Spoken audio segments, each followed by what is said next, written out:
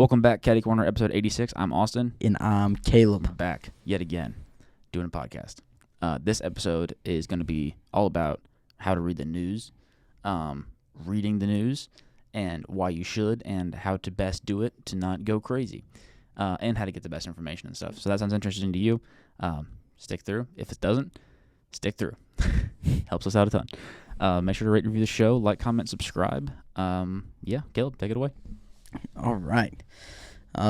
Whenever it comes to reading the news, you got to be smart, conscious. You got to think about it, because there's a lot of crap out there, and you don't want to be the guy who reads the crap and believes it. You don't want to be that guy. So today we're going to help you not be that guy. And so the very first thing that I have for you to do whenever you're reading the news and you don't want to be crazy and dumb, then you got to do just do a quick search, of whatever kind of source that you're reading, because every once in a while you'll be reading the headlines and then you'll get to a news site that you never heard of before, and you don't know if these people are legit. You don't know if they're trustworthy, credible, and so what you can do, we just talked about this in our class the other day. Go to Wiki and jot in the source, the news site, and it'll bring up a whole thing about when they were founded, who they were founded by, how much money they're endorsed and all this stuff. And that can help you out a ton, because if you are like comparing news sites, there can be one that say founded in 1850, and then there's one that's founded in 2023, which one are you going to believe more? Probably the one from 1850, because he's been around a little bit longer. But like whenever you're doing the quick search, just look at their standards, because every news source has like a list of things that they do, their ethics and stuff like that. So you can look at that. Also see how like transparent they are, because pretty much on every like news homepage, it'll have like who they were founded by, who's their owner, what is their funding like, all these kind of things, because the more transparent they are about those numbers and about those people, usually the more trustworthy the source. Yeah, totally. And like one thing that you mentioned was endorsement money, and it's crazy how many sponsored articles that there are when it comes to just news. Yeah. It doesn't seem like that should even be something that's allowed, but it's very real, at least in the States. So it's super important to pay attention to that. That's how it is. It's a business. So obviously what gets covered is going to be based off of money. And if you're writing them a nice big check, they're gonna write a story. That's just how it kind of goes. Yeah. Another super important thing to consider too whenever you're reading the news is it's super easy to fall into the trap of only reading news that you agree with, or that goes along with what your views, or goes along with whatever it is that you think is important. It's super important to not just do that and to read news from kind of all different sides, from just anything. That way you can get some kind of an understanding of what is actually going on, because the actual truth of the way that things kind of work, at least here in the States, if you want to find real good, solid information, you'll find it in, on two completely different articles, but what actually happened is somewhere in the middle. So you have to be able to figure that out kind of on your own, which is unfortunate. You shouldn't really have to do that, in my opinion. But it's just not the world that we live in. So you have to be able to put your bias aside, read from multiple sources, and kind of come to a conclusion yourself. Super important. Yeah, for sure. I have pretty much that exact same point, so I'm not even gonna touch that one. The next thing that I would recommend that you do is look for errors. If you're reading the news and you're seeing like a bunch of errors, whether they're like spelling errors, grammar errors, or whether it's just like untrue information, for a fact that it's untrue, these kind of sources are the ones that you need to stay away from, because there's like protocol in the news because obviously sometimes like a news source or like a news site they'll make a mistake. They'll get some bad information from somebody, and then they'll put it in their article. And then there's like protocol that they have to follow after something like that happens, So like, yes, there'll be errors everywhere, but look at how they like kind of handle the errors, if they are following like the right protocol, if they are saying like, oh, we're so sorry that like we came out with this information that was totally untrue, because like we just believe this one source or whatever, because like they have to do that. And so if you are like reading an article and there's like they're using the wrong like theirs, Right. stuff like that, and then just like move on to the next one for sure. Totally. Yeah, there's lots of ways to tell on sources and stuff like that. And another thing too is like the opposite of that can be true too, because of how fast paced news has to be reported on. And so even the most like world renowned news sources have had situations like that just because of the pace in which news now operates in, which is super like crazy to think about. Yeah. I think one of the most important things that you can do when it comes to reading the news, at least for myself, and I would imagine for most of our listeners, none of us are going paper style when it comes to reading your notes. I would imagine most of us are going digital, and so it's important to use a good curator. And what that means is some kind of an app that gives you your news that is not like the New York Times or like news from only one source. We use an app called Smart News, which is unreal. It's super good. And it is just a news curator which pulls news from all different sources, puts it in like these nice categories, and shows you just all different kinds of stories from all different kinds of writers and also all different kinds of subject matters. This is very helpful for not falling into the trap of just reading the same story over and over and over again, or different stories from the same like writers, which then it's just told in the same way. So number one, it kind of helps break some of the boring like minutia of it. But number two, it also gives you more perspectives, which is super valuable for your news.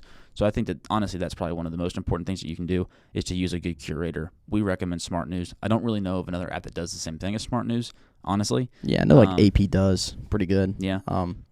But yeah, I'm a Smart News guy. Yeah, it's great. Through. So I really recommend using that. It's the best. Yeah. So the next like part of my notes is talking about like mental health and well-being whenever it comes to like taking in content, because like it's a crazy thing, especially in the world that we live in today, where like everything seems negative, like you can't go on the news and find like a positive news story. But like that definitely will take its toll on people. And so to like be careful with that, the one thing that I would recommend is just like don't take in content all the time. Like don't like constantly be reading the news. Like I have Smart News, but I have like notifications turned off so that every time I get a notification, I'm not like, oh, like I'm interested in that. Like I have parts of my day that I can go and check like read the news, because then it's more intentional and I'm like really looking for like the ones that I'm interested in, not just like, oh, that looks cool because it just popped up on my phone right then, like let me go check it out and see what happened, because like taking in too much information is bad in and of itself, just because you can overwhelm like you and you don't want to do that, but also just like the constant intake of like negative information is so bad for you, because like it'll just make you numb to like everything. You become desensitized. Yeah, I mean, yeah, because you'll hear about like a school shooting and you'll be like, oh no, it's another school shooting. Yeah, instead of being like, oh my gosh, like I can't believe that happened. And people that are our age, I think, are so susceptible to that, because that has been what the news is our whole lives. You know what I mean? So right, yeah, and it's like we're hearing about like Israel and like war and stuff, and it's like just another day. Yeah, it's like oh, they have 250 hostages still. Like hopefully they come home soon. Instead of being like, dang, like I feel so bad for these people and like their families and stuff like that. And so just like becoming desensitized is such a real thing, and I think that starts with like always taking in like news content stuff. And it's even worse on social media apps, I think, because it is like constantly throwing you that stuff, and like in a sense you can't control that, because it's like you're always taking in stories, like news stories, even if you're doing it subconsciously. But I think like starting with like having a time like where you sit down and like read the news, You know, just like having designated times to do that can help out a ton. Totally. Just so that you're not like taking in too much. And it's also like you don't always have to just read the negative stories. Yeah. There's positive stories out there. Right. You know, Yeah. they don't get the same press. Yeah, you just got to find them. Exactly. They don't get the same, you know, they're not pushed to the top of whenever you just Google news and then you see whatever, or if you watch like cable news, you're definitely not going to see any happy stuff. You know? And that's all by design, you know, but there's plenty of happy stuff out there, you know what I mean? Or positive things or like good things that happen too. It's super easy to convince yourself that like the world that we live in is just like the worst place ever, you know? Yeah. I don't like to think that way. It would suck to think that way, you know? It changes the whole way that you interact with this place. And so it's more difficult to like find those happy stories and to figure out what it is that you like, especially like I said, like if your relationship with the news is you come home from school and your parents have it on the TV, then all you're going to see is negative stuff. Yeah. You know what I mean? You're not going to see anything good. Like maybe you see one good story on an entire, how long does cable news run? Like per section? It's like an hour and a half. Let's just say it's an hour and a half. Maybe you see one happy story in an hour and a half, you know? So it's super important to just kind of be cautious and be just like aware that there's happy stories too. Or there's just like non-negative stories. You know what I mean? There's just interesting articles that you can read. Right. Like that is better to do than to read, you know, half an hour worth of negative news. It's so bad for you. Yeah. So bad for you. Yeah, it's crazy because like it can go both ways, you know. Like you can find yourself in a place where it's like, oh, I've seen so much negative on the news that like now negative doesn't seem that bad, you know. And then there's also people who are like, oh, I feel like I live in the worst country in the world because all I see is negative news. So that or it's like the world sucks. Yeah, like there's no good there. Right. Which is a crazy way to think. Yeah, and I think that is honestly more where people are, I think, because like you think about like all the stuff happening and you hear people talk and they're like, "Oh, the world has like never been like this bad," you know, and like the world's gotta end soon, you know, because it just keeps getting worse. And it's like, no, it's like the news coverage just keeps getting worse. Right. You know, it's not the world's getting worse. Like there's been this kind of stuff all along, you know. It's just now you're seeing more and more of it, and because now you have a phone to see it all. Yeah, because the news companies get paid whenever you click on their article that talks about like how many kids died in the school shooting this week. Yeah, you know. Yeah, which is unfortunate. Right. You know. Yeah, and I just think like so much, and for myself, like just the way that I kind of operate is, I try to not read the news as much as possible. You know. I normally do one smart news scroll like in the morning. Yeah. And that's kind of it. Yeah. You know? Just because, first of all, like it does one thing, this is the way that I really do think about it, is like what is happening on like in like national news for us in the US, or what's happening in like global news. It's not that I like don't feel sympathy, right? Or like feel empathetic towards those people. It's not that way at all, but it's just that those things don't have a direct effect on my everyday life. Yeah. And I'm super lucky that that's the case, right? But like just because it's not a actual effect on my day-to-day life, it can't be something that I like super hyper fixate on, especially when it comes to national news, specifically with politics. That is another thing that's super common in American news, is the politicization of everything, you know?